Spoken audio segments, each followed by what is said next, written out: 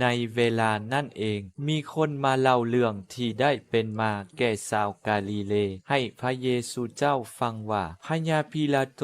ได้เอาเลือดของพวกเขามาปนใส่กับเครื่องบูชาที่พวกเขาถวายนั้นพระองค์จึงกล่าวตอบพวกเขาว่าพวกเจ้าคิดว่าชาวกาลิเลพวกนั้นได้มีบาปหลายกว่าชาวกาลิเลอื่นๆบ่จึงได้รับโทษถึงเพียงนี้เฮาบอกพวกเจ้าว่าบ่แม่นดอกแต่ว่าถ้าพวกเจ้าบ่เป็นทุกข์กับใจแล้วพวกเจ้าก็จะพินาศหมดดังเดียวกันและส่วน18คนที่หอซีโลเอได้ล่มทับตายนั้นพวกเจ้าคิดว่าเขามีบาปหลายกว่าชาวเยรูซาเล็มอื่นๆบ่เฮาบอกพวกเจ้าว่าบ่แม่นดอกแต่ถ้าพวกเจ้าบ่ยอมเป็นทุกข์กับใจพวกเจ้าก็จะพินาศหมดดังเดียวกันแล้วพระองค์ยังกล่าวเป็นความเปรียบเทียบต่อไปนี่ว่าคนผู้หนึ่งได้ปลูกกกเดือกกหนึ่งไว้ในสวนองุ่นของตนลาวเข้าไปในสวนเพื่อจะเก็บหมากไม้แต่บ่เห็นมีเลย